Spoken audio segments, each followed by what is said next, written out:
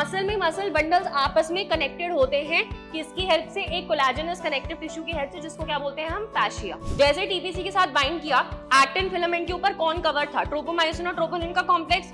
TPC calcium पे bind किया, troponin tropomyosin complex हट गया। सर्वाइकल को सी से रिप्रेजेंट करते हैं, थोरैसिक को टी से, लंबर को एल से, सेक्रल को एस से, कॉक्सिजियल को कैपिटल सी और स्मॉल ओ से। Carpal and metacarpal of the thumb के बीच में कौन होता है आपका? Saddle joint. कौन सा होता है? Synovial joint. एक तरीके का समझ में आ गया? हेलो बेटा, कैसे हो आप सब लोग? चलो फटाफट, एक्सक्रीटरी प्रोडक्ट्स हो गया, फटाफट कौन सा चैप्टर स्टार्ट करते हैं? Locomotion and movement. Difference between locomotion and movement. When I am standing, मैं अपनी यहाँ पे खड़ी हूँ, हाथ मूव कर रही हूँ, बट मेरी पोजीशन चेंज नहीं हो रही है, दैट इज मूवमेंट। बट अगर मैं हैंड्स मूव कर रही हूँ और मैं डिस्प्लेस भी हो रही हूँ अपनी ओरिजिनल पोजीशन से, that is what? Locomotion. So any movement without the displacement will be just movement, but अगर मूवमेंट हो रही है along with displacement from the original position, तब आप उसको क्या बोल दोगे? लोकोमोशन। क्या ये पॉइंट क्लियर है? लोकोमोशन कोई इंसान या कोई एनिमल क्यों करता है? घूमने के लिए, खाना खाने के लिए, फूड के लिए, हंट करने के लिए, शेल्टर ढूंढने के लिए, इन सब चीजों के लिए, ठीक है। उसके बाद मसल्स क्या है बेटा जी? मसल्स आपका ऐसा मस्कुलर टिश्यू क्या होता है? Basically connective tissue, sorry connective tissue नहीं, मस्कुलर टिश्यू क्या होता है? कनेक्टिव टिश्यू की तरह मेसोडर्मल इन ओरिजिन होता है, ठीक है। आपकी बॉडी का ऑलमोस्ट 40 to 50% वेट कौन ऑक्यूपाई करता है? आपकी मसल्स। मसल्स के पास 4 प्रॉपर्टी होती है: excitability, elasticity, contractibility and extensibility. Contractibility क्या होता है? किसी स्टिमुलस के आने पे मसल शॉर्ट होगी या कॉन्ट्रैक्ट होगी, दैट इज कॉन्ट्रैक्टिबिलिटी। एक्साइटेबिलिटी क्या है? कोई सिग्नल या स्टिमुलस आएगा, उसके रिस्पॉन्स में मसल कोई एक्शन कर रही है, that is what? Excitability. Muscle अगर कॉन्ट्रैक्ट करके शॉर्ट हो सकती है तो वो अपनी लेंथ को इंक्रीज भी कर सकती है, दैट इज व्हाट? एक्सटेंसिबिलिटी।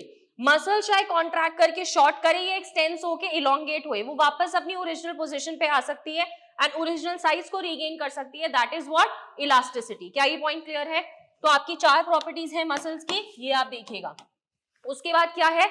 आपकी मसल्स 3 टाइप की होती हैं: skeletal muscles, visceral muscles and cardiac muscles. Skeletal muscles क्या होती है? स्केलेटल सिस्टम के साथ इंक्लूडेड होती हैं या असेंबल्ड होती हैं।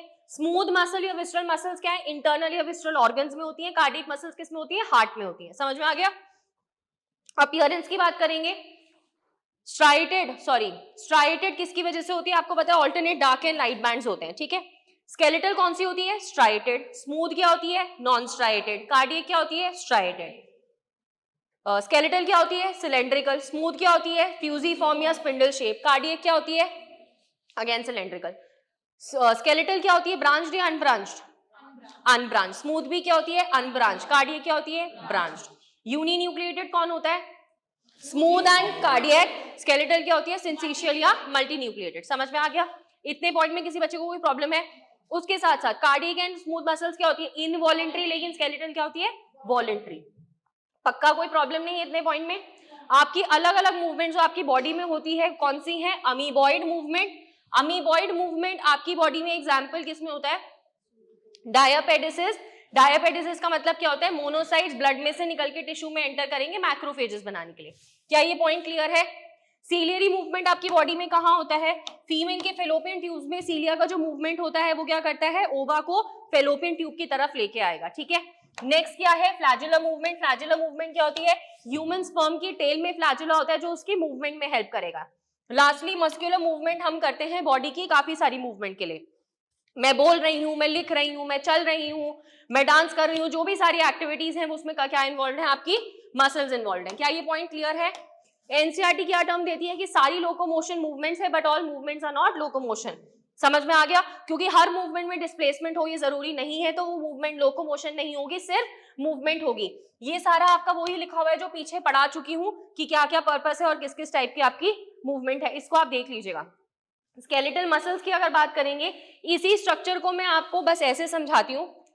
बेसिकली एम्ब्रियोनिक स्टेज में मायोब्लास्ट नाम के सेल्स होते हैं, वो फ्यूज करते हैं मसल फाइबर बनाने के लिए, ठीक है। बहुत सारे मसल फाइबर ग्रुप करेंगे मसल बंडल या मसल फैसिक्युलाई बनाने के लिए। मसल बंडल या मसल फैसिक्युलाई ग्रुप करते हैं क्या बनाने के लिए? मसल बनाने के लिए। समझ में आ गया? मसल की कवरिंग को क्या बोलते हैं? एपिमाइसियम। मसल बंडल या मसल फैसिक्युलाई की कवरिंग को पेरीमाइसियम। बोलते रहो मेरे साथ साथ। मसल फाइबर की कवरिंग को एंडोमाइसियम। मसल फाइबर की plasma membrane sarcolemma, muscle fibre की प्लाज्मा मेम्ब्रेन सार्कोलेमा, उसके अंदर का साइटोप्लाज्म सार्कोप्लाज्म। इतना पॉइंट सॉर्टेड है, ठीक है। तो हमें पता है कि मसल बना हुआ है मसल बंडल से, मसल में मसल बंडल्स आपस में कनेक्टेड होते हैं किसकी हेल्प से, एक कोलेजनस कनेक्टिव टिश्यू की हेल्प से, जिसको क्या बोलते हैं हम, फैशिया। क्या ये पॉइंट क्लियर है? तो ये सारी चीजें इसी में आपकी असेंबल हो जाएंगी। सॉर्टेड है इतना पॉइंट। और स्केलेटल मसल क्या होती है, सिंसीशियल या मल्टी न्यूक्लिएटेड, ये मैंने आपको बता दिया, हाँ या ना। इसके बाद आपके दो टाइप के मसल फाइबर्स होते हैं, red and white muscle fibres. बस इतना बताओ, रेड मसल फाइबर्स को रेड क्यों बोलते हैं? क्योंकि उसके पास मायोग्लोबिन होता है। And what is myoglobin? This is an oxygen storing pigment. क्या होता है? ऑक्सीजन स्टोरिंग पिगमेंट होता है। कौन? मायोग्लोबिन। रेड मसल फाइबर में मायोग्लोबिन ज्यादा, व्हाइट मसल फाइबर में मायोग्लोबिन कम, इसलिए रेड को रेड मसल फाइबर बोलते हैं। समझ में आ गया? मायोग्लोबिन ऑक्सीजन स्टोरिंग पिगमेंट होते तो ऑक्सीजन की प्रेजेंस में रेस्पिरेशन होगा, तो रेड मसल फाइबर क्या करेंगे? Aerobic respiration. White muscle fibre क्या करेंगे? Anaerobic respiration. समझ में आ गया? रेड मसल फाइबर के पास माइटोकॉन्ड्रिया ज्यादा होंगे, व्हाइट मसल के पास कम होंगे। सार्कोप्लाज्मिक रेटिकुलम क्या होता है? मसल फाइबर के अंदर जो एंडोप्लाज्मिक रेटिकुलम होता है, स्टोर हाउस ऑफ कैल्शियम है, वो होता है सार्कोप्लाज्मिक रेटिकुलम। ठीक है, रेड मसल फाइबर में क्या है? सार्कोप्लाज्मिक रेटिकुलम कम, व्हाइट मसल फाइबर में क्या है? सार्कोप्लाज्मिक रेटिकुलम ज्यादा। क्लियर है? एरोबिक रेस्पिरेशन करेगा red muscle fibre, anaerobic respiration करेगा व्हाइट मसल फाइबर। कुछ गलत लिखा है? एरोबिक रेस्पिरेशन में एनारोबिक के कंपैरिजन में एनर्जी प्रोडक्शन कम होता है, स्लो होता है, सॉरी कम नहीं स्लो होता है। एनारोबिक में जल्दी एनर्जी प्रोडक्शन हो जाता है, लेकिन वो शॉर्ट लिव्ड होता है energy production. But red muscle fibre में एरोबिक रेस्पिरेशन होता है, तो एनर्जी प्रोडक्शन होता तो कंपैरेटिवली स्लो है, लेकिन थोड़ा लॉन्ग लिव्ड होता है। इसलिए हम क्या बोलते हैं? Red muscle fibre slow contract करेंगी बट थोड़े लंबे समय के लिए कॉन्ट्रैक्ट करती है, white muscle fibres faster contraction करती है लेकिन छोटे टाइम के लिए कर। समझ में आ गया? कॉन्ट्रैक्शन क्या होता है? Short lived. क्या ये पॉइंट क्लियर है हर एक बच्चे को? अटक गए कहीं? पक्का? पक्का बता दो, कहीं प्रॉब्लम है तो मैं वहीं रुक जाऊंगी। इसके बाद आपकी मसल में हमें क्या दो तरीके के मायोफिलामेंट्स पढ़ने हैं। मायोफिलामेंट्स में क्या होते हैं? आपके प्रोटीन्स होते हैं, एक्टिन एंड मायोसिन। ठीक है, मतलब आपके myofilaments are made up of two type, thin and thick filament. ठीक है, थिन फिलामेंट में एक्टिन होता है, थिक फिलामेंट में मायोसिन होता है। एक्टिन से स्टार्ट करते हैं। एक्टिन का एक मोनोमर होता है G actin, which is what? Globular actin. G actin polymerise करता है क्या बनाने के लिए? एफ एक्टिन या फिलामेंटस एक्टिन। समझ में आ गया? जी एक्टिन के पास क्या होती है? Myosin binding site. तो सिमिलरली एफ एक्टिन में भी मायोसिन बाइंडिंग साइट होगी। तो एक थिन फिलामेंट में क्या होगा? दो एफ एक्टिन प्रेजेंट होंगे। उसके बाद थिन फिलामेंट में दूसरा प्रोटीन क्या है? ट्रोपोमायोसिन, वो भी फिलामेंटस स्ट्रक्चर होता है। तो एक थिन फिलामेंट में क्या है? दो एफ एक्टिन है, दो ट्रोपोमायोसिन है। उसके बाद मल्टीपल यूनिट्स ऑफ ट्रोपोनिन होती हैं। ट्रोपोनिन प्रोटीन तीन कॉम्प्लेक्स का बना है, TPC, TPT, TPI. TPC calcium के साथ बाइंड करेगा, टीपीटी ट्रोपोमायोसिन के साथ बाइंड करेगा, और टीपीआई क्या करता है? एक्टिन के ऊपर जो मायोसिन बाइंडिंग साइड है उसको ढक के रखेगा। समझ में आ गया? उसको कवर करके रखेगा। तो इन शॉर्ट सम अप कर दूं, एक thin filament is made up of two F actin, two tropomyosin, multiple troponin subunits. क्या ये पॉइंट सॉर्टेड है? पक्का? इसके बाद मायोसिन क्या है? मायोसिन थिक फिलामेंट फॉर्म करता है। मायोसिन का जो मोनोमर होता है मीरोमायोसिन, उसमें भी आपके दो पार्ट होते हैं, light meromyosin and heavy meromyosin. समझ में आ गया? ये पार्ट देखिए, एनसीईआरटी का डायग्राम है। ये क्या है? टेल ऑफ मायोसिन, ये क्या है? हेड ऑफ मायोसिन, और ये क्या है? Short arm of myosin. तो मायोसिन के हेड और शॉर्ट आर्म को मिला के क्या बोल देंगे? Cross arm of myosin. समझ में आ गया? तो मायोसिन का जो टेल होता है वो फॉर्म होता है लाइट मीरोमायोसिन से, लेकिन मायोसिन का जो क्रॉस आर्म होता है वो किससे फॉर्म होता है? हेवी मीरोमायोसिन से। क्या हुआ? पक्का? वो किससे फॉर्म होगा? आपके हेवी मीरोमायोसिन से। क्या ये पॉइंट क्लियर है? इतने पॉइंट में कोई दिक्कत परेशानी है किसी को? ट्रोपोनिन के आगे जो ये तीन लिखा है पता है ना, टीपीसी, टीपीटी और टीपीआई। क्या ये पॉइंट क्लियर है? आगे बढ़ूं? पक्का? मैकेनिज्म ऑफ मसल कॉन्ट्रैक्शन देखना, बिल्कुल ऑर्डर में याद करते हैं। मोटर न्यूरॉन था, मसल को सिग्नल दे आ रहा था। मोटर न्यूरॉन के पास सिग्नल आया, कहां पहुंचा? एक्सॉन टर्मिनल पे। एक्सॉन टर्मिनल एक्सोनल ब्रांचिंग बनाएगा, क्या बनाएगा? Synaptic knob. Signal synaptic knob में पहुंचा, साइनेप्टिक नॉब की मेम्ब्रेन क्या हुई है? डीपोलराइज। जैसे ही वो डीपोलराइज होगी, calcium voltage gated channels open होंगे, इनफ्लक्स ऑफ कैल्शियम होगा। साइनेप्टिक नॉब के पास क्या है? Synaptic vesicles which are filled with neurotransmitters. हाँ या ना? कैल्शियम इनफ्लो करेगा, इनफ्लक्स करेगा, सिनेप्टिक वेसिकल्स के साथ बाइंड करता है, सिनेप्टिक वेसिकल्स मेम्ब्रेन पे अधेर करेंगे, साइनाप्टिक क्लेफ्ट में किसको रिलीज कर देंगे, न्यूरोट्रांसमीटर को रिलीज कर देंगे। इतना पॉइंट क्लियर है। जैसे न्यूरोट्रांसमीटर रिलीज होगा, आप खुद सोचो मोटर न्यूरॉन किसको सिग्नल देने आया था, मसल को, हाँ या ना, तो मसल फाइबर है। जिस पॉइंट पे मोटर न्यूरॉन और मसल फाइबर का पॉइंट ऑफ कांटेक्ट होता है उसको बोलते हैं मोटर एंड प्लेट या फिर न्यूरोमस्कुलर जंक्शन। क्या बोलेंगे, न्यूरोमस्कुलर जंक्शन या फिर मोटर एंड प्लेट। दूसरा होता है motor unit, motor neuron plus जितनी भी मसल को वो सिग्नल दे रहा है वो सबको कलेक्टिवली मिला के क्या बोल दूंगी, मोटर यूनिट। समझ में आ गया। अब न्यूरोट्रांसमीटर रिलीज हो गया साइनाप्टिक लेफ्ट में, यहां तक सॉर्टेड है। न्यूरोट्रांसमीटर के रिसेप्टर्स कहां प्रेजेंट होते हैं, आपको याद है मसल फाइबर की ऐसे इनफोल्डिंग्स होती हैं, इन इनफोल्डिंग्स को क्या बोलते हैं, टी टिब्यूल्स, ऐसे, हाँ या ना। तो मसल फाइबर के टी टिब्यूल के ऊपर क्या प्रेजेंट होता है, न्यूरोट्रांसमीटर के रिसेप्टर। जैसे न्यूरोट्रांसमीटर अपने रिसेप्टर के साथ आके बाइंड करेगा, sodium ligand gated channels open होते हैं, इन्फ्लक्स ऑफ सोडियम होता है, जिसकी वजह से जो सार्कोलेमा है मसल फाइबर की प्लाज्मा मेम्ब्रेन, वो क्या होती है, डीपोलराइज। डीपोलराइजेशन होने की वजह से सार्कोप्लाज्मिक रेटिकुलम क्या करता है, एक्सोसाइटोसिस करता है कैल्शियम का, कैल्शियम को कहां फेंकेगा, बाहर, सार्कोप्लाज्म में। सॉर्टेड है। अब कैल्शियम जब सार्कोप्लाज्म में आएगा तो वो करेगा क्या, वो आगे करवाएगा मसल कॉन्ट्रैक्शन। ठीक है, अब उसको समझते हैं। अब होगा क्या, कैल्शियम जब रिलीज हुआ है, कैल्शियम बाइंड करेगा टीपीसी यूनिट के साथ। उससे पहले आपको पता है सार्कोमियर क्या होता है, दो सक्सेसिव जेड लाइंस के बीच का रीजन क्या होता है आपका, सार्कोमियर। ठीक है, इसमें ये देखना बस पहले, ये क्या है, थिक फिलामेंट, ये वाला क्या है आपका, क्या है, थिन फिलामेंट, हाँ या ना। इस डायग्राम को ध्यान में रखना। होगा क्या, कैल्शियम रिलीज हुआ, कैल्शियम ट्रोपोनिन के टीपीसी के साथ बाइंड करेगा। जैसे टीपीसी के साथ बाइंड किया, एक्टिन फिलामेंट के ऊपर कौन कवर था, ट्रोपोमायोसिन और ट्रोपोनिन का कॉम्प्लेक्स। टीपीसी कैल्शियम पे बाइंड किया, ट्रोपोनिन ट्रोपोमायोसिन कॉम्प्लेक्स हट गया। मायोसिन हेड ने देखा कि एक्टिन की मायोसिन बाइंडिंग साइड एक्सपोज हो चुकी है। अब एक चीज जो मैंने वहां नहीं बताया था, मायोसिन का जो हेड होता है उसके पास दो साइड होती है, ऊपर वाली एक्टिन बाइंडिंग साइड, नीचे वाली एटीपी बाइंडिंग साइड। ठीक है, तो जैसे ही मायोसिन का हेड देखता है कि ऊपर एक्टिन की मायोसिन बाइंडिंग साइड क्या है, खाली, मायोसिन हेड के पास होती है ATP hydrolysis activity, ATP hydrolase activity. तो मायोसिन हेड क्या करता है, एटीपी का हाइड्रोलिसिस करेगा, एटीपी को तोड़ेगा, एनर्जी प्रोड्यूस करेगा, मायोसिन हेड एनर्जाइज होता है। मायोसिन हेड एनर्जाइज होता है, वो जाके किससे बाइंड करेगा, मेरे सर से, कहां, एक्टिन की मायोसिन बाइंडिंग साइड से। तो मायोसिन हेड की एक्टिन बाइंडिंग साइड बाइंड करेगी एक्टिन की मायोसिन बाइंडिंग साइड के साथ। क्या फॉर्म हुआ, cross bridge. Cross bridge form होने की वजह से मायोसिन हेड के कॉन्फर्मेशन में आता है चेंज। अब होगा क्या, ये थिक फिलामेंट है, ये मायोसिन हेड था, ऊपर थिन फिलामेंट है। इधर देखना, यहाँ पे जैसे ही बाइंडिंग हुआ मायोसिन हेड के कॉन्फर्मेशन में चेंज होगा। जैसे ही कॉन्फर्मेशन में चेंज होता है मायोसिन हेड रोटेट करता है। मायोसिन हेड रोटेट होने की वजह से ये जो थिन फिलामेंट है वो ऐसे स्लाइड होता है, और अब एटीपी बाइंडिंग साइड पे क्या प्रेजेंट था, ADB plus inorganic phosphate. Reason, क्योंकि एटीपी का हाइड्रोलिसिस हो गया था, हाँ या ना। तो ये जैसे ही रोटेट करता है, ये थिन फिलामेंट स्लाइड करता है थिक फिलामेंट के ऊपर, और इस फोर्स की वजह से क्या होता है, पावर स्ट्रोक। क्या होगा, पावर स्ट्रोक। और इसी टाइम पे आपकी एटीपी बाइंडिंग साइड में जो एडीपी प्लस इनऑर्गेनिक फॉस्फेट था वो बाहर निकल जाता है। समझ में आ गया। तो अब क्या हो गया, आपकी एटीपी बाइंडिंग साइड हो चुकी है खाली, एम्प्टी। क्या ये पॉइंट क्लियर है, कॉन्ट्रैक्शन हो गया। अब क्या होगा, जब तक एक नया एटीपी आके बाइंड करेगा नहीं तब तक क्या नहीं होगा, मसल रिलैक्सेशन। न्यू एटीपी आके बाइंड किया, क्रॉस ब्रिज टूटेगा, मसल रिलैक्सेशन हो जाएगा। क्वेश्चन, मैम एटीपी के बाइंड करने पे क्यों क्रॉस ब्रिज टूटा, क्योंकि मायोसिन हेड की एक्टिन बाइंडिंग साइड और एटीपी बाइंडिंग साइड में से एक टाइम पे सिर्फ एक ही साइड एक्टिव हो सकती है।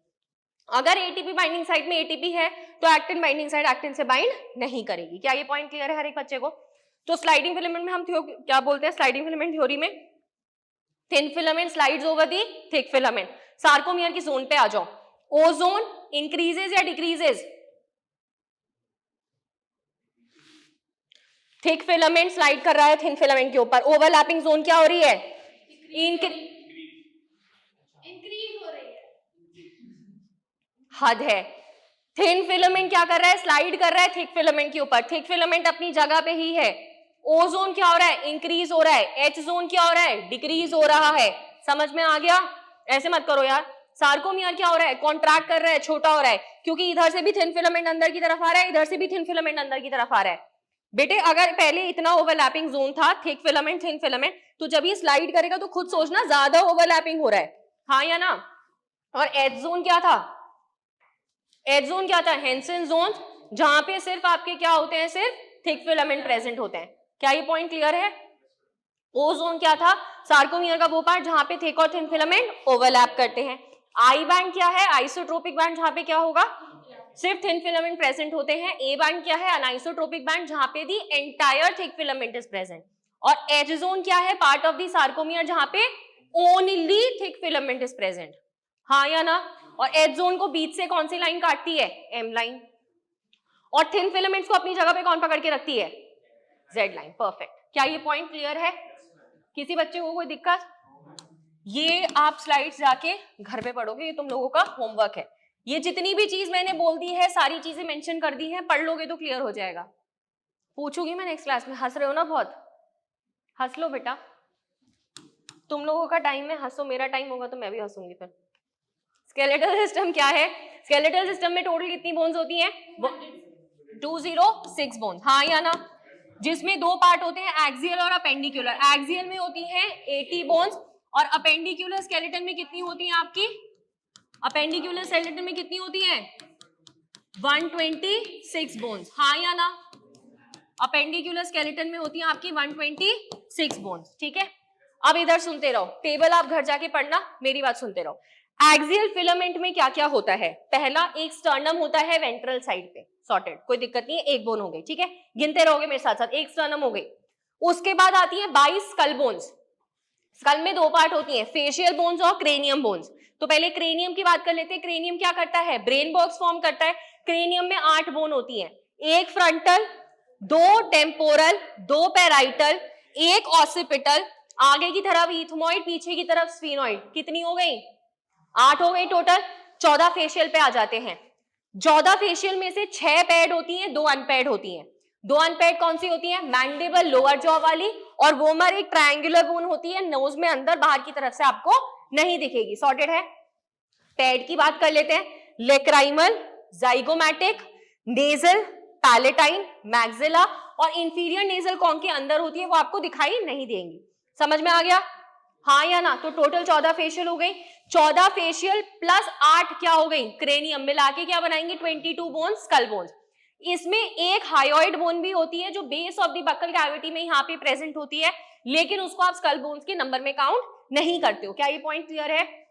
ये जो हायोइड बोन है वो पीछे की तरफ किससे कनेक्टेड होती है, टंग से अटैच होती है, समझ में आया। और इकलौती ऐसी बोन होती है जो किसी भी दूसरी बोन से ज्वाइन नहीं होती है। कितना होगी, 22 + 1 स्टर्नम हो गया। 6 ईयर बोन्स हैं, 3 बोन्स इस कान में, 3 बोन्स इस कान में, कौन कौन सी, मैलियस, इनकस, स्टेप्स, क्लियर है। मैलियस का शेप हैमर, इनकस का शेप एनविल, स्टेप्स का shape stirrup. Miss has a chocolate, mnemonic याद करवाया था, MISHAS, malleus, incus, steps, hammer, anvil, stirrup, हाँ ठीक है, इससे याद कर लेना, नोट्स में देख लेना, मैंने लिखवाया होगा पक्का, ठीक है। हो गया, शेप हो गया, कितनी हो गई, 22 स्कल प्लस 1 स्टर्नम, 23 प्लस 9 कितनी हो गई, अरे बोल दो, 29 हो गया। वर्टिब्रल कॉलम पे आ जाते हैं, गलत काउंट हो गया क्या, क्या बताओ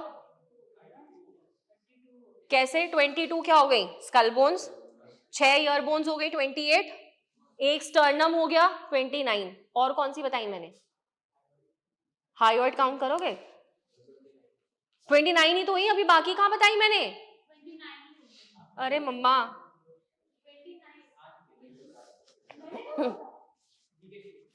वापस आ जा, कुछ गलत बोला है क्या, हो गया ना। वर्टिब्रल कॉलम देख लो, वर्टिब्रल कॉलम में क्या होती है, कितनी बोन्स होती है, 26 टोटल। तो 26 में आप काउंट कर लो, 7 होती है सर्वाइकल वर्टिब्रे, 12 होती है थोरैसिक वर्टिब्रे, 5 होती है लंबर, 1 होती है सेक्रल, 1 होती है कॉक्सीजियल, ठीक है। तो सर्वाइकल को C से रिप्रेजेंट करते हैं, थोरैसिक को T से, लंबर को L से, सेक्रल को S से, कॉक्सीजियल को कैपिटल C और स्मॉल O से, क्लियर है इतना पॉइंट। छोटे बच्चे में 5 सेक्रम बोन्स थी, फ्यूज होकर एक सिंगल बोन बनाती है जिसको बोलते हैं सिंसेक्रम। छोटे बच्चे में 4 कॉक्सीजियल बोन्स थी, फ्यूज होकर एक कॉकिक्स या टेल बोन बनाती है जिसको बोलते हैं कॉकिक्स या टेल बोन, 4 फ्यूज होकर एक बना दिए। छोटे बच्चे के वर्टिब्रल कॉलम में कितनी बोन्स थी, 33, लेकिन बड़े के में कितनी है, 26। रिब्स में आ जाओ, कितनी है, 12 पैर। सारी रिब्स डॉर्सली किससे कनेक्टेड होती हैं? वर्टिब्रल कॉलम से। वेंट्रली डिफर करती हैं। फर्स्ट 7 पेयर ऑफ रिब्स क्या होती हैं? डॉर्सली वर्टिब्रल कॉलम से, वेंट्रली स्टर्नम से, तो उसको बोलते हैं वर्टिब्रो स्टर्नल रिब्स या true ribs. 8th 9th 10th क्या होती है? पीछे वर्टिब्रल कॉलम से लेकिन वेंट्रली 7th रिब से कनेक्टेड होती है हाइलिन कार्टिलेज की हेल्प से। कितना हो गया? सॉरी, तो उसको क्या बोलेंगे? वर्टिब्रो कॉन्ड्रल रिब, पीछे वर्टिब्रल कॉलम, आगे कार्टिलेज। कॉन्ड्रो टर्म किसके लिए यूज करते हैं? कार्टिलेज के लिए। 11th और 12th पेयर क्या होता है? पीछे वर्टिब्रल कॉलम से वेंट्रली फ्री होती है, किसी से कनेक्टेड नहीं होता, फ्लोटिंग रिब्स होती है। सॉर्टेड है? इतना पॉइंट क्लियर है? कोई दिक्कत परेशानी? और बाकी बची हुई एक बोन कौन सी हो गई आपकी? हायोइड। ठीक है, 80 बोन्स हो गई, हाँ या ना? 80 बोन्स हो गई, ठीक है। अब मैंने स्कल में नहीं गिना था उसको, लेकिन एक्सियल के पार्ट में तो रखूंगी ना, वहां पे मैंने रोका था। अपेंडिकुलर स्केलेटन में कितनी होती है? 126 बोन। मैंने कुछ गलत बोला था क्या अनुभव? ठीक है, अपेंडिकुलर स्केलेटन में कितनी होती है? 126 बोन्स। लिम्ब बोन्स कितनी होती है? 126 होती है गर्डल बोन्स। अच्छा, भानु मुझे तब से बोल रहा था मैम +1 आप हायोइड करो, और मैंने +1 स्कल में नहीं गिना था, लेकिन मैंने उसको एक्सिल में भी नहीं गिना था। हाँ ठीक है, +1 आपकी हायोइड में रहेगी। 80 बोन्स कंप्लीट हो गई, सॉरी। लिम्ब अपेंडिकुलर स्केलेटन में कितनी होती है? 120 लिम्ब प्लस 6 गर्डल बोन्स होती हैं। लिम्ब बोन्स देख लेते हैं। 4 लिम्ब में क्या होता है? ह्यूमरस। स्कल का हाथ कैसा होता है? ऐसा, थंब बाहर की तरफ, लिटिल फिंगर अंदर की तरफ, तो ह्यूमरस, रेडियस, अल्ना। ठीक है। Ankle bone, sorry wrist bones क्या होती हैं? कार्पल्स। ये उंगलियों को क्या बोलते हैं? फैलेंजेस। फैलेंजेस को इस रिस्ट से जोड़ने का काम जो 5 बोन्स करती हैं, मेटाकार्पल। समझ में आ गया? तो humerus, radius, ulna, carpals, metacarpals उंगलियों में जो होती हैं फैलेंजेस। थंब में होती हैं 2, बाकी सब में कितनी होती है? 3 3। तो 14 phalanges plus 5 metacarpals 19 plus 8 carpals 27 plus radius and ulna 29 plus 1 humerus 30। Complete हो गई। पैरों की में आ जाओ। एक फीमर। अब पैर जो होते हैं वो ऐसे होते हैं, पैर का जो बड़ा वाला अंगूठा होता है वो आगे अंदर की तरफ, जो छोटी वाली उंगली होती है वो बाहर की तरफ। उल्टे पैर होते हैं तो पता है ना क्या मतलब होता है उसका? ठीक है, तो उल्टे पैर नहीं होते हैं, सीधे पैर होते हैं स्केलेटन के। ठीक है, तो अब बड़े वाले अंगूठे की तरफ, जो ग्रेटर टो की तरफ जो बोन प्रेजेंट है उसको क्या बोलोगे? टिबिया। लिटिल टो की तरफ जो प्रेजेंट है उसको क्या बोलोगे? फिब्यूला। एक फीमर, एक टिबिया, एक फिब्यूला। इसके बीच में हमारे दिमाग वाली एक बोन आ जाती है जिसको क्या नाम बोलते हो? पटेला। समझ में आ गया? पटेला को क्या बोलते हैं? Knee cap. सॉर्टेड है? इसके बाद आपकी एंकल बोन्स क्या हो जाएंगी? टार्सल्स। एक कम कर देना, कार्पल्स आपकी 8 थी तो टार्सल्स आपकी क्या हो जाएंगी? 7, क्योंकि आपने एक नी कैप बढ़ा दिया पटेला। समझ में आ गया? 7 हो गई टार्सल्स, 5 हो गई मेटाटार्सल, 14 फिर से फैलेंजेस। सेम बड़े वाली जो ग्रेटर टो है, बड़ा वाला अंगूठा है, 2 है, बाकी सब में क्या हो जाएंगे? 3 3 बोन्स। सॉर्टेड है? 120 लिम्ब बोन्स खत्म। गर्डल बोन्स पे आ जाओ। 2 गर्डल होते हैं, पेक्टोरल, पेल्विक। हाथों को बॉडी से जोड़ने का काम पेक्टोरल गर्डल, पैरों को बॉडी से जोड़ने का काम पेल्विक गर्डल। वेंट्रल साइड पे पेक्टोरल गर्डल की बात करते हैं। वेंट्रल साइड पे एक बोन होती है जिसका नाम होता है clavicle, which is beauty bone या कॉलर बोन। डॉर्सल साइड पे एक बोन होती है स्कैप्यूला। स्कैप्यूला कहां से कहां तक प्रेजेंट होती है? फ्लैट ट्रायंगुलर बोन होती है, 2nd to 7th रिब तक प्रेजेंट होती है। समझ में आ गया? स्कैप्यूला में एक प्रोसेस होता है, एक स्पाइन लाइक स्ट्रक्चर, जिसको बोलते हैं एक्रोमियन प्रोसेस। एक्रोमियन प्रोसेस किससे कनेक्टेड होता है? क्लैविकल से। एक्रोमियन प्रोसेस के नीचे एक गड्ढा, एक डिप्रेशन होता है जिसको बोलते हैं ग्लीनोइड कैविटी। इस ग्लीनोइड कैविटी में कौन फिट करता है? Head of the humerus. कौन फिट करता है? Head of the humerus. इतना पॉइंट क्लियर है? तो इतना आपका क्या हो चुका है? Pectoral girdle. कौन कौन हो गया? एक क्लैविकल, एक पीछे स्कैप्यूला। क्लियर है? अब आ जाते हैं पेल्विक गर्डल की। पेल्विक गर्डल में एक कॉक्सियल बोन लेफ्ट में होती है, एक कॉक्सियल बोन राइट में होती है। बट रियलिटी में बात करें तो बचपन में 3 बोन्स थी जिन्होंने बाद में फ्यूज करके एक कॉक्सियल बोन बनाया। 3 बोन्स कौन सी थी? Ilium, ischium, pubis. Ilium IL-IUM वाला है, IL-EUM वाला नहीं है। सॉर्टेड है? इलियम कहां प्रेजेंट होती है? लेटरली। प्यूबिस कहां प्रेजेंट होती है? वेंट्रली। इशियम कहां प्रेजेंट होती है? डॉर्सली। जब कोई इंसान बैठता है तो पूरा बॉडी वेट कौन सी बोन बेयर करती है? इशियम। समझ में आ गया? जिस पॉइंट पे जो कैविटी बनती है जहां पे इलियम, इशियम, प्यूबिस ज्वाइन होता है उसको बोलते हैं एसिटाब्यूलम कैविटी, जिसमें आपका फीमर का हेड आके फिट करता है। समझ में आ गया? सिमिलरली एक स्पेस होती है आपकी इशियम और प्यूबिस के पॉइंट ऑफ सॉरी इलियम और प्यूबिस के पॉइंट ऑफ जंक्शन में, उसको बोलते हैं ऑब्ट्यूरेटर फोरामेन, जहां पे आपकी नर्व वेसल्स, लिम्फ वेसल्स और नर्व सप्लाई एंटर करती है या ब्लड सप्लाई एंटर करती है। क्लियर है? तो एसिटाब्यूलम कैविटी में कौन फिट हुआ था? Humerus. Girdle cavity, glenoid cavity में कौन फिट हुआ था? ह्यूमरस। नहीं, मैंने गलत बोला? हाँ, गलत बोला है। एसिटाब्यूलम कैविटी में कौन फिट हुआ था? फीमर। मैंने ह्यूमरस बोला था ना पहले। एसिटाब्यूलम कैविटी में कौन फिट हुआ था? फीमर। अबे भानु बोल दो ना, गलत बोला है तो। एसिटाब्यूलम कैविटी में कौन फिट हुआ था? फीमर। लेकिन ग्लिनोइड कैविटी में कौन फिट हुआ है? ह्यूमरस। सॉर्टेड है। गर्डल बोन्स क्लियर है। चलिए, क्या बेटा लोकेशन बता दूं? टिबिया और फिबुला में क्या होता है? मान लो ये पैर है, ये आपका बड़ा वाला अंगूठा है, साइड में छोटी वाली है। टिबिया बड़े वाले अंगूठे की तरफ, फिबिया इधर की तरफ, ठीक है? जैसे हाथ में रेडियस बड़े वाले, रेडियस अंगूठे की तरफ, अल्ना इधर की तरफ। तो अगर ये पैर है, बड़ा वाला अंगूठा, ये छोटी वाली उंगली, तो यहां पे टिबिया, इधर में फिब्यूला। क्लियर है? पक्का? चलिए, तो इन सबको तुम घर जाके देख लेना एक बारी सारा कुछ। अच्छा, एक चीज और रह गया यहाँ पे। अगर आप बात करते हैं सर्वाइकल वर्टेब्रा की, तो सर्वाइकल वर्टेब्रे में क्या होते हैं आपके? C1 होती है एटलस, C2 होती है एक्सियल। ऑसिपिटल बोन की दो प्रोजेक्शंस होते हैं जिनका नाम होता है ऑसिपिटल कॉन्डाइल्स। एटलस बोन उससे जुड़ी हुई होती है, जॉइंट बनाता है एटलांटो एक्सियल जॉइंट। समझ में आया? दूसरा जॉइंट क्या बनता है? C2 होता है एक्सिस। तो C1 और C2 के बीच में बनता है एटलांटो एक्सियल जॉइंट, एक तरीके का पाइवोट जॉइंट होता है। तो देख लीजिए, पाइवोट जॉइंट, जॉइंट्स बेसिकली आपके तीन तरीके के जॉइंट्स हैं, मूवमेंट वगैरह में हेल्प करते हैं, ये थ्योरी पढ़ लेना, ठीक है? अब होते क्या क्या है वो देखना। फाइब्रस क्या है? Dense fibrous connective tissue joint की तरह एक्ट करता है, कोई मूवमेंट नहीं करवाता। कहां प्रेजेंट होती है? क्रेनियम बोन्स में। ये dense fibrous cartilage basically sutures की फॉर्म में प्रेजेंट होता है, उसको सूचर्स बोलते हैं, ठीक है? नेक्स्ट होता है कार्टिलेजेनियस जॉइंट।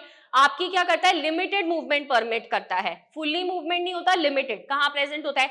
वर्टिब्रल कॉलम में जो दो मतलब अलग अलग वर्टिब्रे होते हैं, उनके बीच में कार्टिलेज प्रेजेंट होता है, जिसको क्या बोलते हैं? Intervertebral disc. क्या बोलेंगे? क्लियर है इतना पॉइंट? उसके बाद लिमिटेड मूवमेंट है, ये चीज आप देख लेना। लास्ट में आपका आ जाएगा साइनोवियल जॉइंट। साइनोवियल जॉइंट्स क्या होते हैं? जहां पे दो बोन्स के बीच में कैविटी होती है, जिसको बोलते हैं साइनोवियल कैविटी, और उसमें बीच में फ्लूइड होता है, जिसको बोलते हैं साइनोवियल फ्लूइड। क्या ये पॉइंट क्लियर है इतना? ठीक है। अब यहाँ पे क्या होता है? फ्लूइड फिल्ड कैविटी होती है, कंसिडरेबल मूवमेंट अलाउ करती है। अलग अलग बोन, अलग अलग जॉइंट्स हैं। बॉल एंड सॉकेट जॉइंट कौन है? ये ग्लिनोइड कैविटी और ह्यूमरस के बीच का कौन हो गया? Ball and socket. अगला क्या हो जाएगा? हिंज जॉइंट, एक ही डायरेक्शन में मूव करता है, चाहे मैं एल्बो मूव कराऊं चाहे मैं नी मूव कराऊं। समझ में आ गया? मैं एल्बो को ऐसे तो मूव करा सकती हूँ, चाह के भी पीछे की तरफ मूव नहीं करवा पाऊंगी। क्लियर है? नेक्स्ट हो जाएगा पाइवोट जॉइंट। पाइवोट कौन होता है? एटलस और एक्सिस के बीच में, अटलांटो एक्सियल जॉइंट। सॉर्टेड है। नेक्स्ट होता है ग्लाइडिंग। ग्लाइडिंग किसमें होता है? कार्पल्स के बीच में, रिस्ट बोन्स के बीच में। लास्ट होता है सैडल।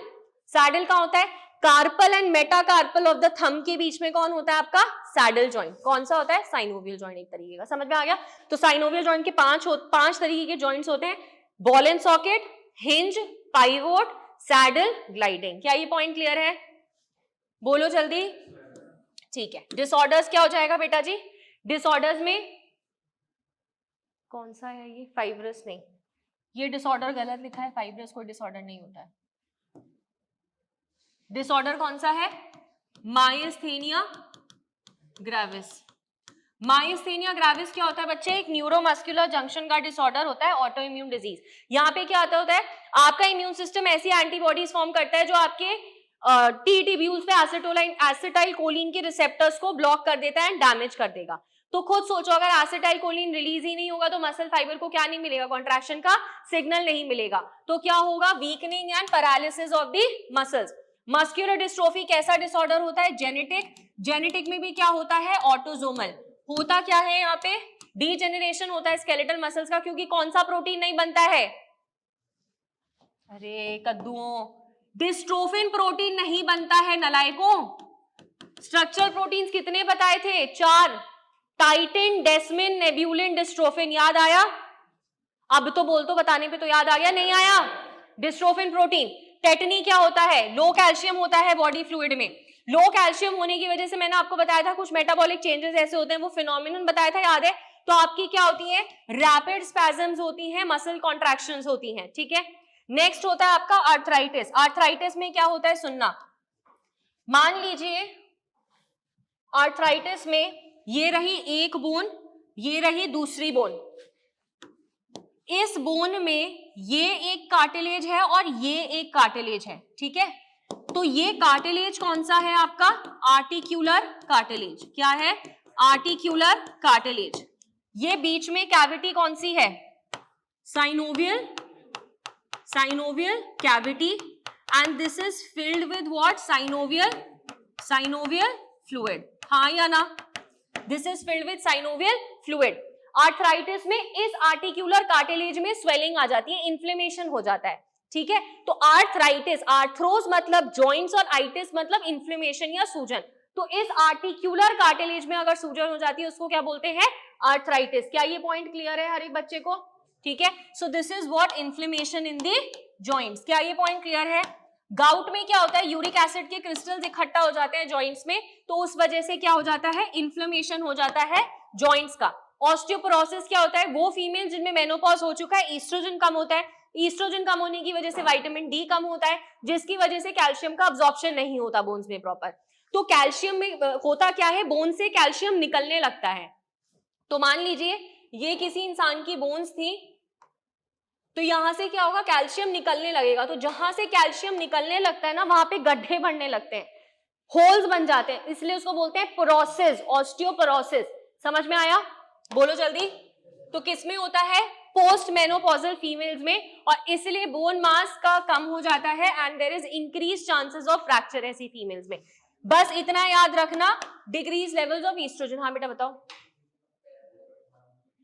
हाँ बिल्कुल बिल्कुल, ये सब इंटरलिंक्ड है। कैल्शियम के मेटाबॉलिज्म में सिर्फ एक चीज रिस्पॉन्सिबल नहीं थी, थायराइड, पैराथायराइड था, विटामिन डी था, कैल्शियम था, ये सब मिलके काम कर रहे थे, ठीक है। हीमोडायलिसिस में वो याद होगा, reduced reabsorption of calcium from the GI tract भी था आपका हीमोडायलिसिस में। हीमोडायलिसिस में याद है क्या होता था? जब किडनी ठीक से काम नहीं करेगी तो आपका विटामिन डी का एक्टिव फॉर्म भी नहीं बनेगा। विटामिन डी का एक्टिव फॉर्म क्या करवाता था? जीआई ट्रैक्ट से कैल्शियम को अब्सॉर्ब करवाता था ब्लड में। हाँ या ना? किडनी काम नहीं कर रही है, विटामिन डी का एक्टिव फॉर्म नहीं है, ब्लड में से जीआई ट्रैक्ट में से ब्लड में कैल्शियम अब्सॉर्ब करने वाला कोई है नहीं, क्योंकि विटामिन डी नहीं है, और कैल्शियम अब्सॉर्ब नहीं होगा तो क्या होगा? हड्डी भी तो वीक होगी। हाँ या ना? सॉर्टेड है, ठीक है। So that's it from my side. Thank you बेटा।